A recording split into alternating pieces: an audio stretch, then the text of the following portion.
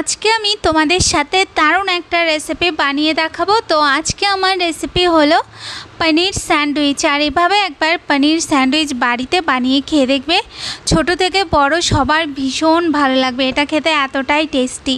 তো পনির স্যান্ডউইচ বানানোর জন্য প্রথমে আমি এখানে নিয়ে নিয়েছি পনির। এরপর আমি পনিরটাকে একটু গ্রেট করে নেব। পনিরটা গ্রেট করা হয়ে গেলে ওর মধ্যে কিছু মশলা দেবো।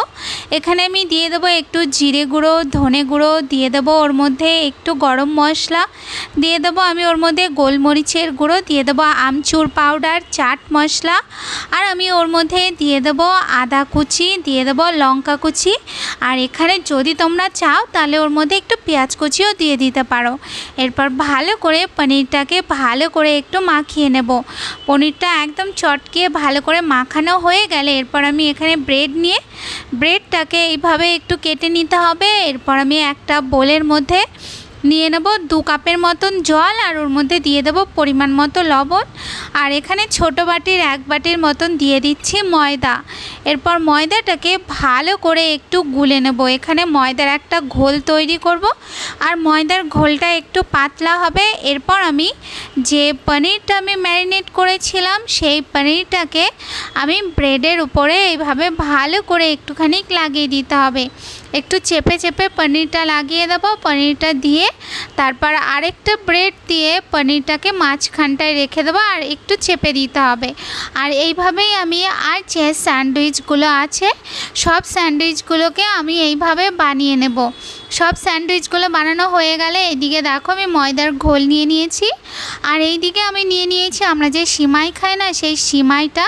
এখানে কাঁচা সেমাইও নিতে পারো অথবা ভাজা সেমাই, যেটা থাকবে সেটা নিতে পারো। আর যদি এর মধ্যে একটাও না থাকে তাহলে বিস্কুট গুঁড়ো ইউজ করতে পারো।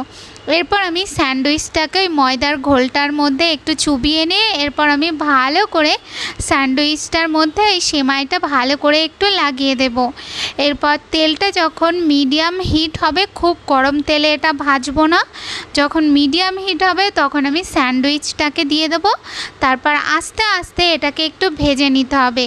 ততক্ষণ ভাজবো যতক্ষণ না এটার একটা হালকা গোল্ডেন কালার চলে আসে। তো একটু সময় ধরে এটাকে ভালো করে একটু ভেজে নিতে হবে। তো এই যে দেখো এটা ভাজা হয়ে গেছে, এরপর আমি এটাকে তুলে নেব।